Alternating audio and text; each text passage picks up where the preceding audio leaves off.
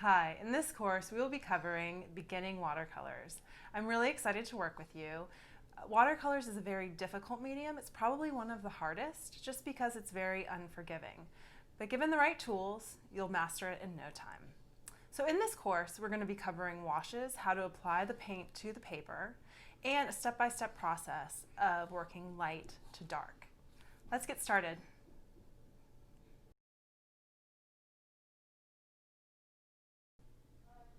Before we start, it's really important to go over all the supplies you need for watercolors.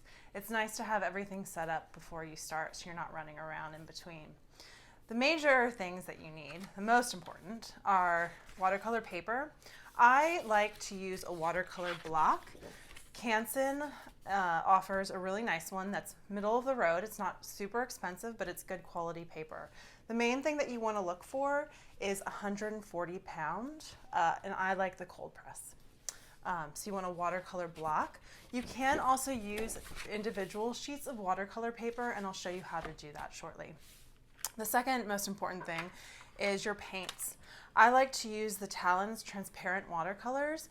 I prefer transparent watercolors in the pan. This is considered a pan because they're easier to use, especially for beginners. You don't have to really learn how much to paint to put out. Also, this is a really affordable pan of watercolors. I recommend the Talons. There's a few other brands that are good as well, but you don't need to go really high-end expensive paints at this point. We are just learning. So these are, again, our middle of the road student grade, but good quality for the money. Next, you're gonna need a palette. Any palette will do. I tend to like a larger palette. If you don't have a palette at home, you can use a white porcelain plate. That works well too. Next, you're gonna need a cup for water. Preferably two. Sometimes, water can get dirty and it's nice to have a backup, but that's up to you. You need brushes. I like to use two different size brushes. I like a number 12 round brush, and I like a number 2 detail brush. You can have a range too if you want one larger and one really tiny one. I also like to have kind of a very, very, very tiny detail brush. Again, size 2 and 12 are your basic brushes that are good to start with, especially for these drills. You're gonna need to have a pencil for drawing. I like a 2B. It's a lighter pencil, so it's a little bit more forgiving on watercolors, especially since they're so transparent. You don't want to see the pencil coming through. Then an eraser. A ruler is helpful for this first course as we're going to be using it to create different lines. If you don't have a ruler, just a straight edge is fine. Paper towels. You'll need paper towels for drying off your brushes.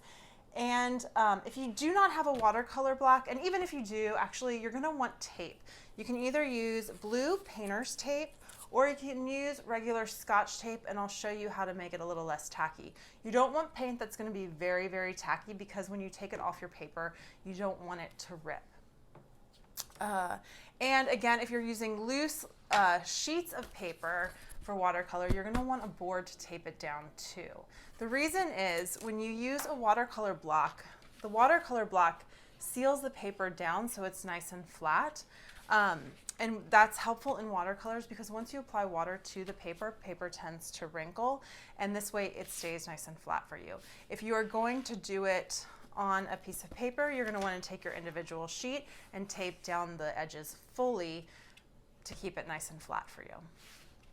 And that is about it. Typically your paint might come with what's called a white or opaque white, and we'll just set that aside for now. We don't need it just yet, but sometimes it's helpful, so we'll keep that there. And we're all set. Grab all your supplies and I'm going to show you how to set up.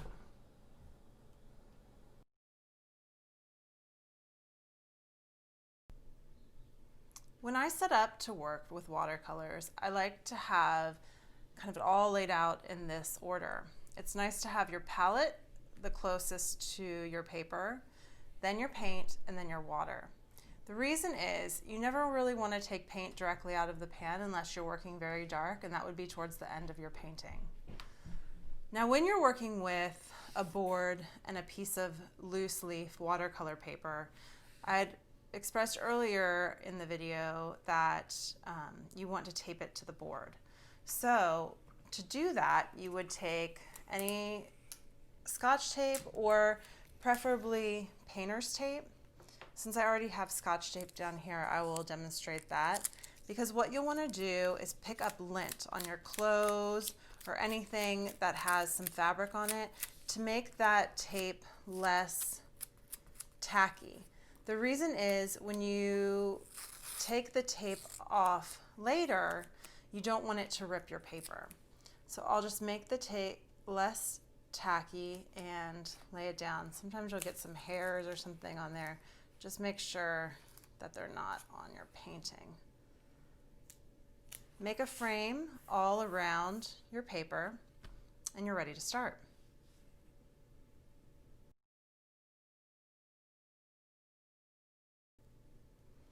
Once you have everything laid out and your paper is prepared, we're going to go ahead and learn to use our supplies. You can either use your watercolor block if you have it, or the paper taped to the board. The one thing you want to make sure you always have as well is a paper towel. I like to always kind of hold that in my left hand since I am right-handed. If you're left-handed, you'll probably want to hold it in your right hand. The paper towel is useful for any slips, misses, messes, and you'll need it right away. That's why I like to kind of keep it on me. So to use the paints, let's start with mixing a color or just getting some paint onto our palette. What you need to do first is get your brush wet and actually wet your paint. That makes it so it's useful. Then you're going to bring the paint over to the palette, and notice how if I take this paint directly from that pan, it is going to be pretty dark. But when I add water to the paint, it is going to become lighter. So the more water you add to the pigment, the lighter it becomes. The more paint you add, the darker it becomes. So just go ahead and play with that. And you also want to get to know your brushes. By making different brush strokes, you can go kind of wider brush strokes, or by pressing lighter with the brush, you can have much thinner brush strokes. I'm going to play around with some different colors, some purple. This might be a little bit easier to see than the yellow. I'm going to add some water to it and lay that down. Just practice getting some different brush strokes. You can also use your detail brush and practice using that. You always want to load up your brush. It's called loading up your brush to get all that paint on there. And then kind of practice some lines. Remember, the lighter you press with the brush, the thinner the line. So one important concept to keep in mind when working with watercolors is it's always important to mix more paint than you think that you'll need. Because remember how I was saying with the water we'll make it lighter and more paint or pigment will make it darker? If you run out of this color and you're painting a large area, you're never going to be able to get that exact shade again. So always keep in mind it's better to mix more paint than it is to mix less, just in case. I'm going to wash off our brushes. Keep practicing, mix different colors together, have fun, practice your brush strokes, and we'll move on to the next drill.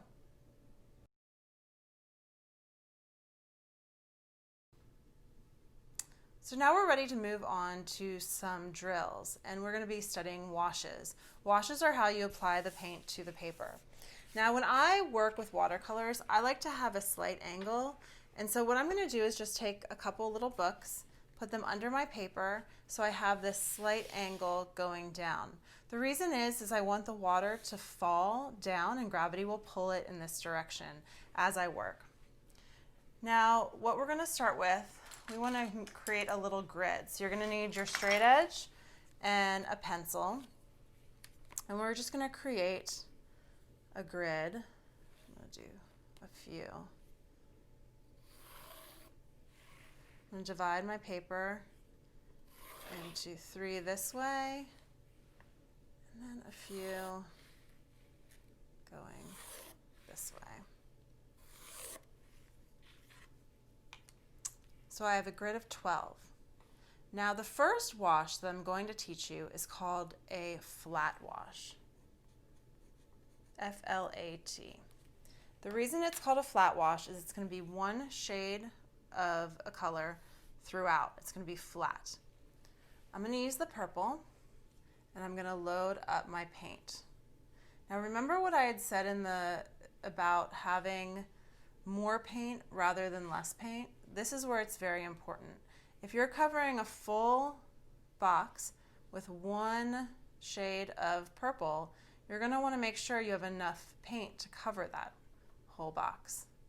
So I'm going to load up my brush. I want it really nice and full. Notice how you can load it up without it dripping, but there is a lot of paint on there. So I'm going to load it up. I'm going to start at the top and work my way over. When I work like this, I like to pull the paint to the side. I don't like to pull the paint this way. The reason being is you don't get as nice straight of a line, and also the brush tends to soak up the paint versus laying it down. And you'll see here, you'll start to get what's called a drip, where the paint collects before you add the next line to it. And that is what you want. That keeps that line from drying and leaving kind of these streaks behind later.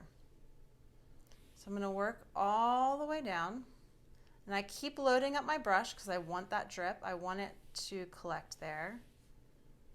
Now don't worry if your drip all of a sudden drips down. That might happen as you get used to how much paint your paper can actually hold. And as I'm done, I'm going to dry off my brush, and then I'm going to soak up the drip with a dry brush. If I have to do it twice, that's fine. I'm going to soak it up just down there. And there you go. That is a flat wash.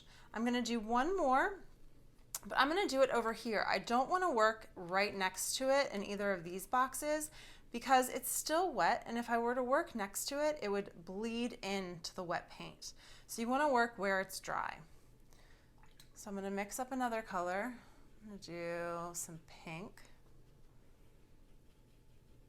Remember, it's really important to have more paint rather than less paint.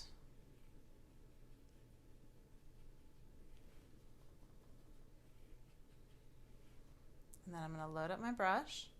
I'm going to start at the top. Now in this, I'm going to show you kind of mistakes that can be made. So as I work my way down, get to the bottom. Notice how I work top to bottom. I don't work down here and then come back up here, because later when I go over that, you'll see you might get like some lines, and you don't want those. Also, it might drip in there. I never want to work down here and then say, oops, I forgot a spot, and try to get it up there. It's going to leave a watermark. You want to work carefully and fill all the space as you work down. Drying off the brush and soaking it up. And again, you never want to try to touch up a space up there, because look how it pulled up the paint. There you go, flat wash. So for the remainder of this, I want you to practice all flat washes. Let any boxes dry before working next to them. Just work your way all around and fill the grid with all flat washes. Practice makes perfect.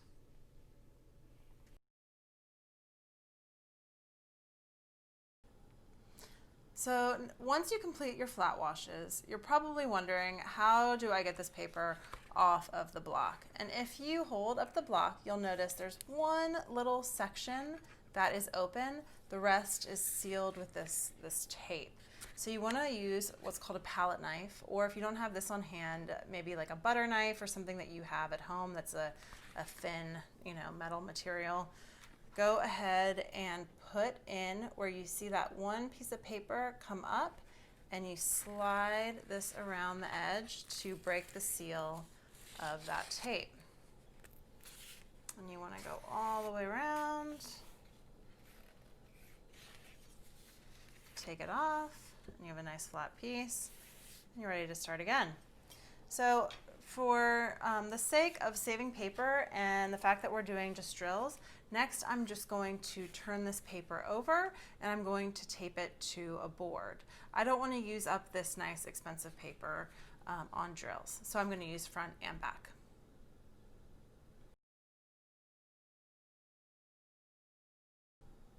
So you'll notice that I've taped down the piece of paper, and since I worked on the other side, it is a little bit wrinkly. And again, I'm working at an angle, so that is extremely helpful if you want to do that at home. I'm going to create another grid because we're going to go over the next set of washes. Again, the washes are how you apply the paint to the paper. There's different techniques that you can use to accomplish different goals. So the flat wash that we just covered is great for skies or grounds or just, covering simple areas. The next wash we are going to go over is called a gradient wash. And what that is going from dark to light. Now remember in the beginning of the course as well, I had said when you add more water to paint, it lightens it. So when we're starting with a gradient wash, what you're going to want to do is start with a darker shade at the top. I'm going to pull that down a couple lines, but then instead of going in for more paint, I'm actually just going to go in with water. I'm going to make sure I go into the drip so it blends nicely, and I'm going to keep washing off my brush every few strokes.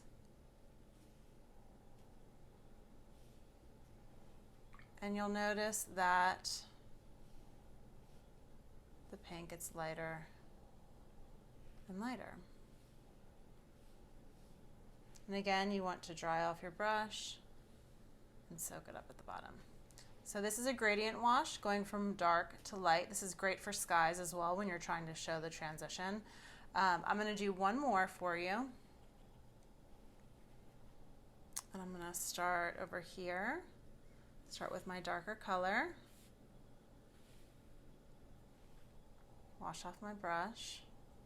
Depending on how light you want it to get and how quickly would determine, how well you wash off your brush and how often. So I'm going to keep working my way down. And with this one, I want to go a little bit lighter, so I'm really trying to wash off the brush. Don't be afraid to clean out your water every once in a while too. The more colors you use, kind of the darker it gets, and it will kind of interfere with your colors. And there we go. So it's a gradient wash. I'm gonna soak up the bottom.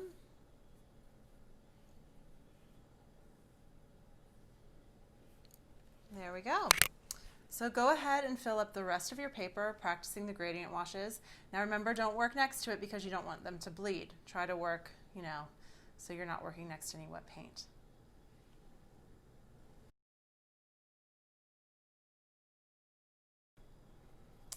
So the next wash we are going to be working on, again, we need to create our grid.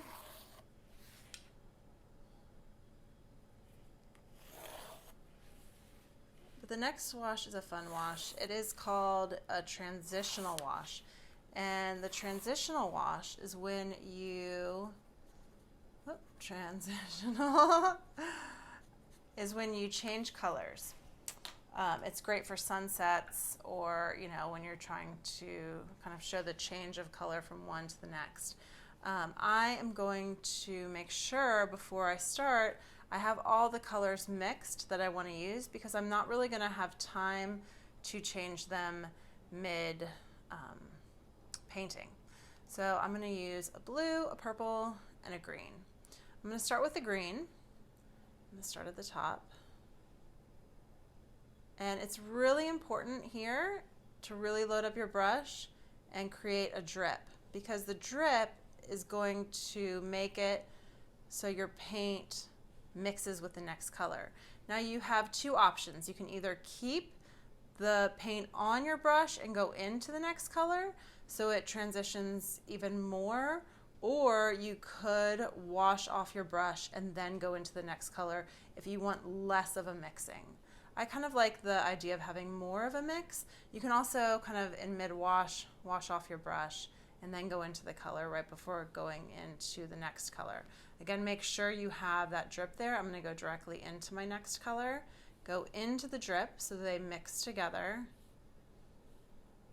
and then I'm going to wash off my brush, go into the purple. And that is a transitional wash. So once you reach the bottom, go ahead and dry off your brush and soak up that drip. And you can really see the nice purple that's under there. Sometimes you have to do it a couple of times. And then move on to the rest of the transitional washes. Go ahead and fill up this whole frame before we move on to the next wash.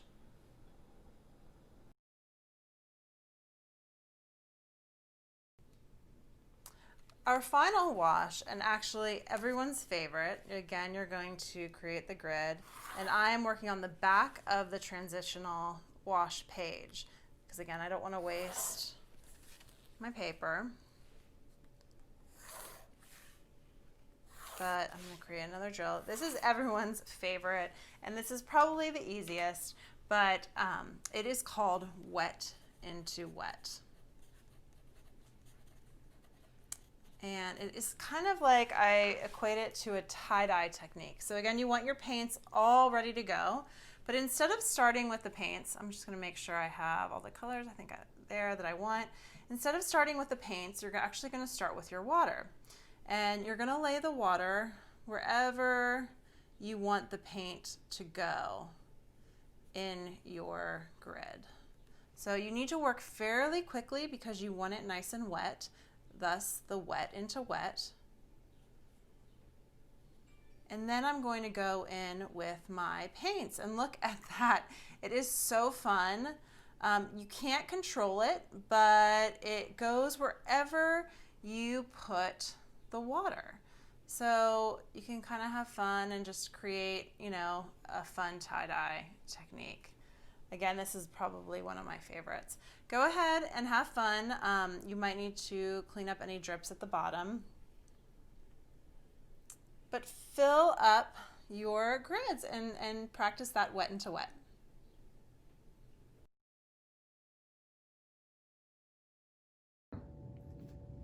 This will be our final drill for washes, and in this you want a grid with 4 different squares going vertically. Now the first one is we're going to review the flat wash, and what we're going to be doing is going around shapes. So you want to create some fun shapes in here.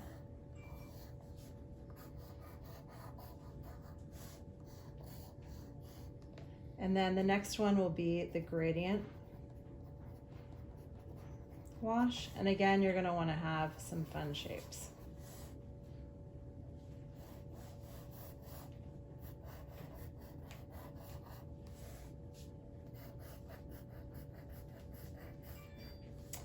And we're going to work our way down again to transitional, and finally wet into wet.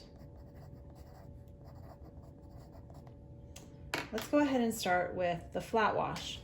So remember, you're going to need to have a lot of paint for that flat wash. I'm using a darker color just so you can kind of see what I'm working on in the video. You want to load up your brush, and you're going to go starting at the top. Remember, again, mine is at a slight angle. Work your way down. Now remember, when you get to the object, you need to work simultaneously on both sides, kind of outlining your shape so you don't go in, and then pulling it to the edge. Working on either side and going around your shape.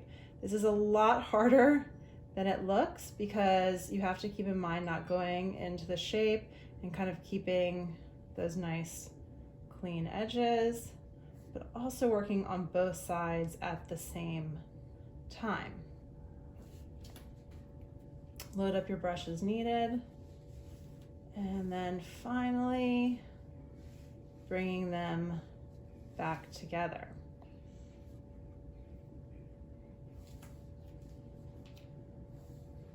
Don't forget to clean up the drip at the bottom. And there you go, going around your shapes. Again, it's really hard in watercolors to get those nice crisp edges, but do your best. That's why we're practicing. Next, for the gradient wash, we are going to, remember, start at the top. Now with this wash, it is extremely important to work simultaneously because remember, you're going dark to light. So your darkest is gonna be at the top. And then I'm gonna start pulling it down around the edges.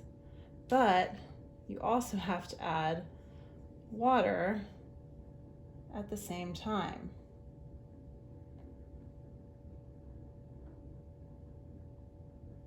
So outlining and pulling it over. Keep washing off the brush. So you have a lot to think about all at one time.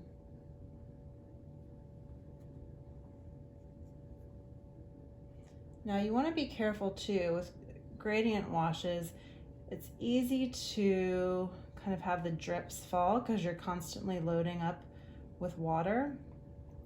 So sometimes you might have to dry off your brush a little bit and bring it down.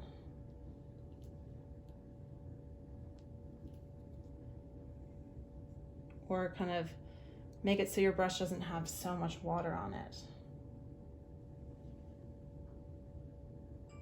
There we go. And then we'll move on to the transitional wash. I'm going to create a shape here. Remember, with the transitional, we're going from one color into the next. So you want to make sure you have your colors mixed up. I'm going to start with the top. And remember, the drip, where that paint gathers, is important. I'm gonna get it down to about the middle here, and then I'm gonna go into the next color. Again, it's really important to work on both sides at the same time and outline. Take your time with this. There's no rush. It takes a lot of practice to do this and focus.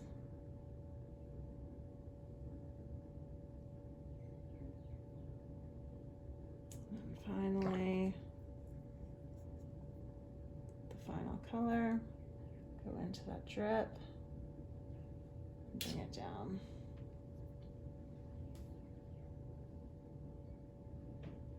There you go, that's the transitional wash, going from one color to the next. Finally, the fun one, the wet into wet. I'm just gonna put a simple square over here. And again, you wanna use clean water, work quickly.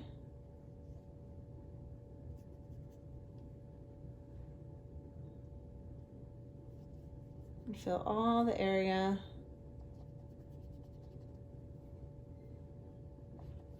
Around here, and then go in with your colors.